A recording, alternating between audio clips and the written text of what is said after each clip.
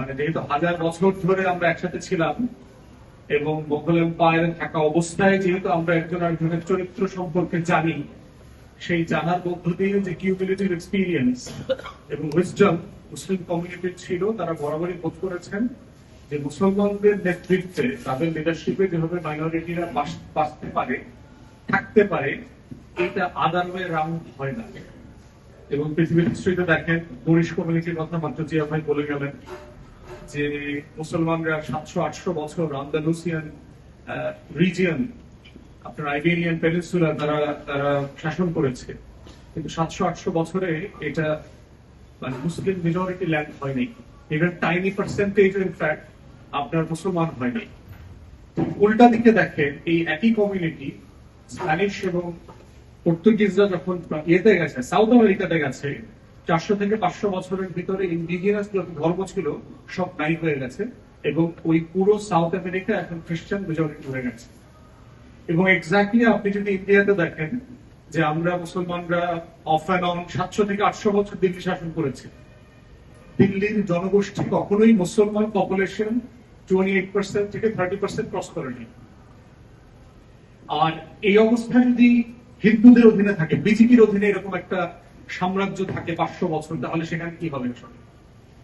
সেখানে গরুগুলো না খেয়ে মারা যাবে, সেখানে গরু ব্যবসায়ীরা গরু বিক্রি করতে পারবে না, কিন্তু মুসলমানের বাচ্চারা জীবিত থাকতে পারবে না। একসাথে মুসলমান আর গরু কবর দিবে তারা। তারা মানুষকে, মানবতাকে, মনুষ্যত্বকে এই লেভেলে নিয়ে আসছেন।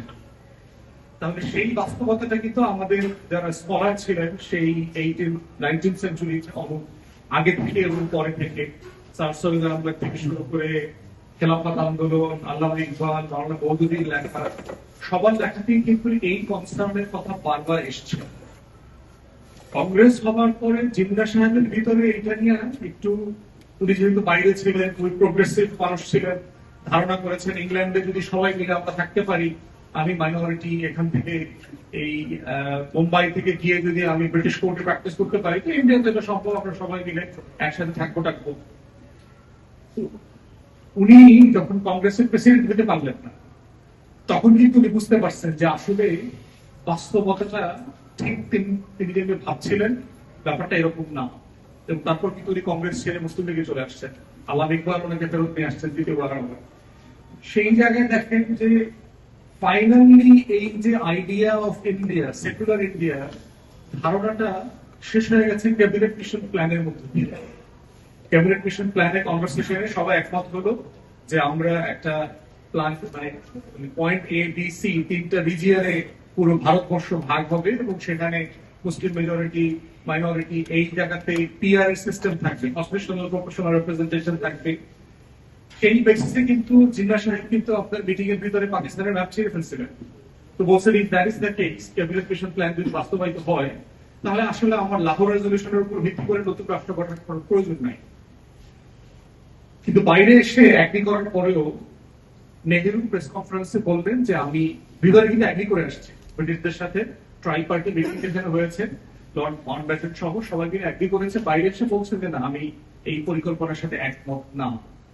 কারণ লাল বাহাদুর শাস্ত্রী, প্যাটেল থেকে শুরু করে সবাই বলছে যে এতে তো আমাদের যে অ্যাবসলিউট ক্ষমতা কাঠামো এবং বড় স্টেট যেগুলো Muslim majority, Bengal and Punjab, population wise Muslim majority এবং রিচেস্ট, সবচেয়ে ধনী প্রভিন্স, এইটার নিয়ন্ত্রণ না থাকলে দিন শেষে ক্ষমতার কাঠামোতে আমাদের নিয়ন্ত্রণ থাকবে না। উনি পরবর্তীতে এসে ওনার রূপ বদলায় দিলেন। এটার পরে তো আপনি জানেন কলকাতাতে 46 এর ইলেকশন, ডাইরেক্ট অ্যাকশন ডে, এই সবকিছু মিলে সিচুয়েশন এমন জায়গাতে গেছে যে ওই যে হাইপোথেসিস যে একটা সেকুলার ইনক্রেডিবল ইন্ডিয়া তৈরি করা সম্ভব, সেদিন চলে গেছে।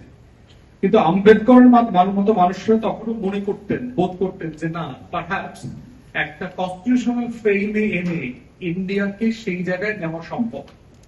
এবং দেখবেন যে আম্বেদকর প্রচন্ড ব্রাহ্মণ বিদ্বেষী মানুষ ছিলেন এবং উনি বুঝেছেন যে ওনার কমিউনিটি, এই যে দলিত, অচ্ছুত, নবশূদ্র, এই কমিউনিটির জন্য এই ভারত আসলে অ্যাপ্রোপ্রিয়েট না। তারপরও যেহেতু ওনাকে সংবিধানের দায়িত্ব দিল, গান্ধী এবং নেহরুর চালাকিটা দেখেন, ওনাকে সংবিধানের দায়িত্ব দিয়ে বলা হচ্ছে যে আপনি আমার ইন্ডিয়াটা কেমন হওয়া দরকার সবাই মিলে থাকার জন্য, সেটা রূপরেখা তৈরি করে দেন। উনি তখন বোধ করলেন যে না, ঠিক আছে, হয়তো এবার একটা বাস্তবতা তৈরি হতে পারে। প্রপোর্শনাল রিপ্রেজেন্টেশন এখনো কিছু কিছু অঞ্চলে আছে, কিছু কিছু স্টেটে আছে, কিন্তু মোটা দাগে সেই যে সংবিধান আম্বেদকর তৈরি করে দিয়েছেন, সেই সংবিধানের আলোকে ভারত রাষ্ট্রের সেই অধিকারের জায়গার যে রিপ্রেজেন্টেশন সেটা হয়নি। না হওয়ার কারণে কিন্তু উনি হতাশ হয়ে গেছেন, দল ছেড়েছেন, রাজনীতি ছেড়েছেন, ধর্ম ছেড়ে দিয়ে বন্ধু হয়ে গেছে, মানে অল কাইন্ডস অফ ফ্রাস্ট্রেশন তার শেষ জীবনে। তাহলে এই যে ইতিহাসের ডটগুলো, এই ডটগুলো যেটা বোঝায় সেটা হচ্ছে যে আর্য সভ্যতা, সকল আর্য তো সভ্যতা হয় না, একটা একটা ফ্যাসিস্ট রেসিস্ট আইডিওলজি, সেই জায়গার নেতৃত্বে আসলে কোন সমাজ, রাষ্ট্র, সভ্যতা তৈরি হতে পারে কিনা।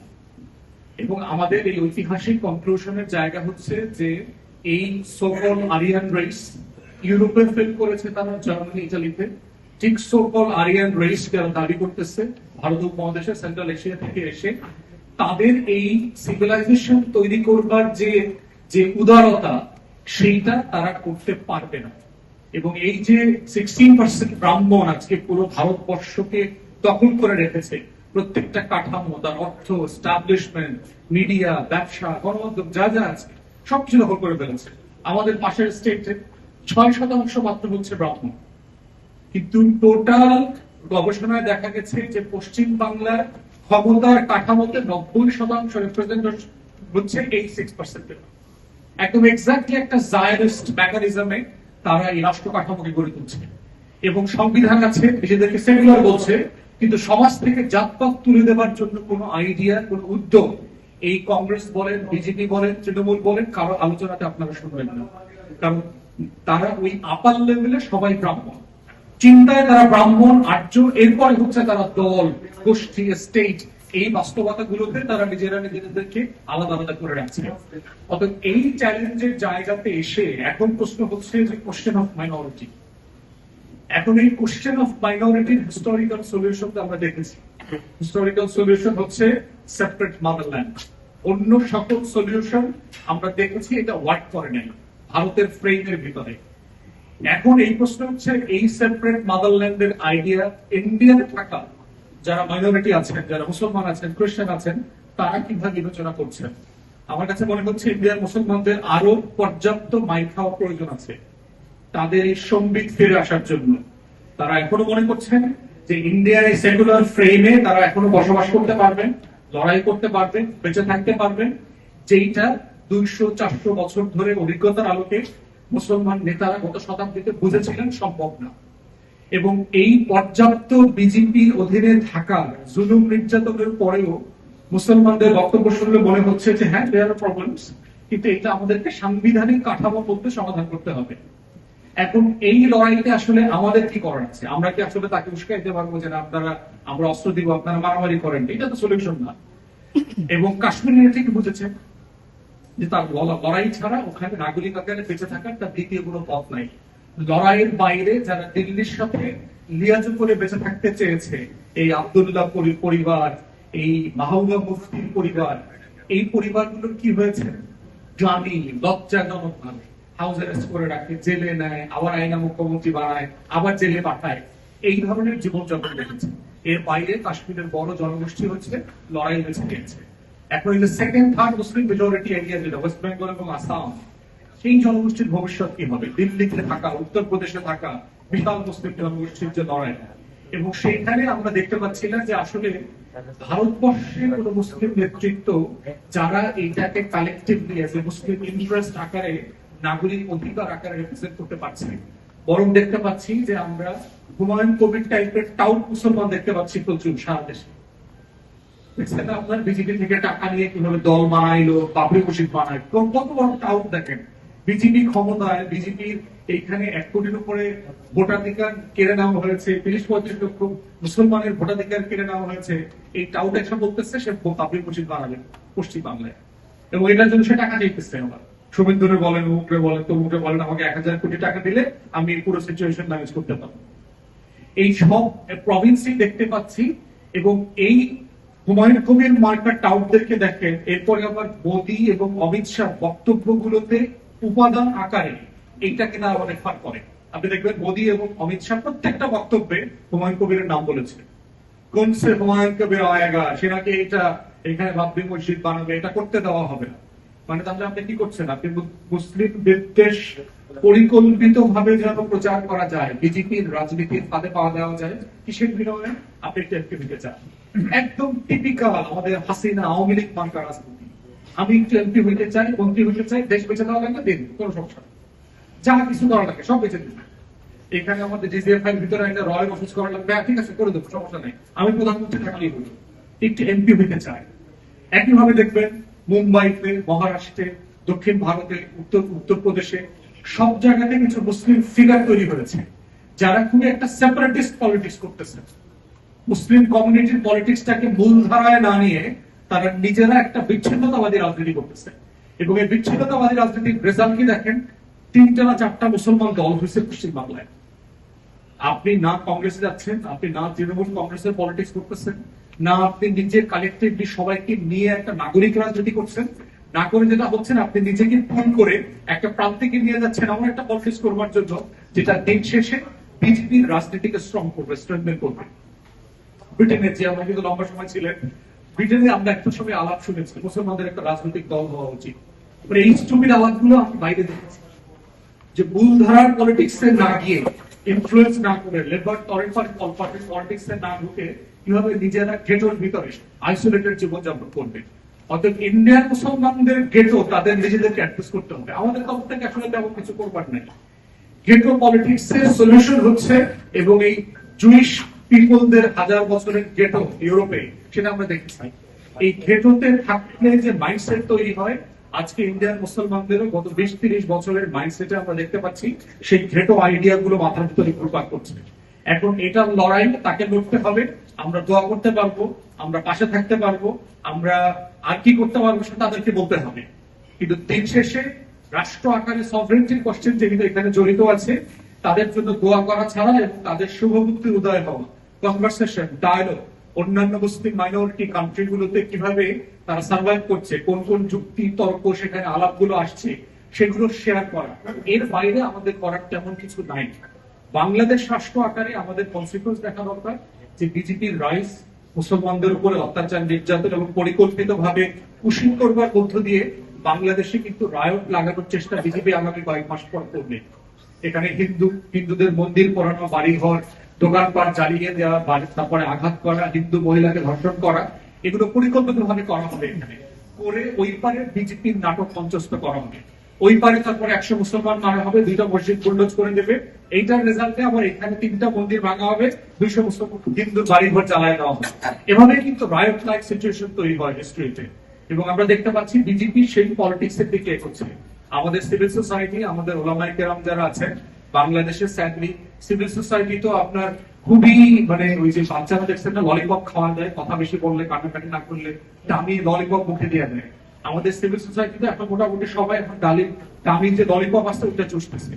কোথাও কোনো কথাবার্তা নাই দেশে, শুধু একটাই সংকট, আমি 500 লোক মারা গেছে। সেটা বলে যে 6000 লোক খুব হয়েছে দেখবেন, এটা নিয়ে তারা কোনো মিটিং করেনি। 24 থেকে 1400 মানুষ মারা ফেলছে হাসিনা, এটা নিয়ে তাদের কোনো কান্নাকাটি নেই। 500 লোক মারা গেছে, তাদের অন্তর নাকি জ্বলা যায়। এই জ্বলা যাওয়া সিভিল সোসাইটি দেখবেন এই শাহবাগী শুভেন্দুদেরকে নিয়ে কোনো আলাপ নাই বাংলাদেশে। বিজেপির রাইজ, তার political consequence across the border, ঢাকার রাজনীতি কিভাবে এফেক্টেড হতে পারে, এই টোটাল পলিটিক্স নিয়ে এখানে সিম্পলি কোনো আলোচনা নাই। আমাদের ওলামায়ে কেরাম তো এই খতমে নবুয়ত ছাড়া, মানে এই কাদিয়ানীদেরকে অমুসলমান ঘোষণা করা ছাড়া তাদের কাছে কোনো বড় কোনো আইডিয়াই নেই। মানে তাদের আইডিয়া গুলো এত বেশি সংকীর্ণ হয়ে গেছে যে রাষ্ট্র কাঠামোর মধ্য থেকে আলাপ করার কোনো জায়গা নাই। কিন্তু ওই রাষ্ট্রের ভাগিদার সেও হইতে চায়, ওই রাষ্ট্রে সে এমপি মন্ত্রী হইতে চায়। কিন্তু এই রাষ্ট্রের কনসিকুয়েন্স কি, বর্ডার পলিটিক্স আমার কনসিকুয়েন্স কি? এবং এর ভিতরে অনেক আলেম থাকবেন যারা বিজেপির পেরোলে আছেন, দেওবন্দ থেকে পড়ে আসছেন। দেওবন্দের মধ্যে রয়ের ইনফ্লুয়েন্স খুবই প্রচন্ড রকম আছে। তাবলিগ জামাত ভেঙে দিচ্ছে, এখানে অ্যাবসলিউট একটা ইফেক্টিভ অস্ত্র তারা ব্যবহার করেছে। সময় সময় আমরা দেখেছি হেফাজতকে ইনফ্লুয়েন্স করে যে আওয়ামী লীগের কাছে নিয়ে আসছে, এর ভিতরে রয়ের ইনফ্লুয়েন্স আছে। অতএব এই ইনফ্লুয়েন্স যে আওয়ামী লীগের, দেওবন্দের ওলামায়ে কেরাম আছে, তাদেরকে দিয়ে দেখবেন যে বাংলাদেশের নতুন পয়েন্ট তৈরির চেষ্টা করবে আগামী দিনগুলোতে বিজেপির পয়েন্ট। ওই আলেমদের ভিতর থেকে হুমায়ুন কবির মার্কাটা আউট বের করবে। অতএব এই যে কনসিকুয়েন্স গুলো আসতেছে সেটা আমার সিভিল সোসাইটি, আমার আমার যে ডান অথবা বিরোধী দলের রাজনীতি যারা করছেন তাদের অধিকাংশ আদৌ বুঝতেছেন কিনা আমার আমার মনে হচ্ছে না।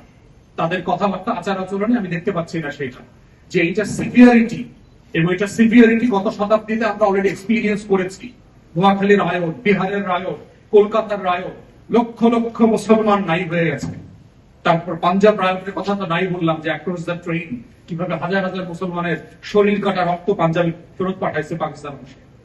অতএব সেই জায়গা থেকে আজকে যারা এই উদ্যোগ নিয়েছে তাদেরকে ধন্যবাদ জানাচ্ছি।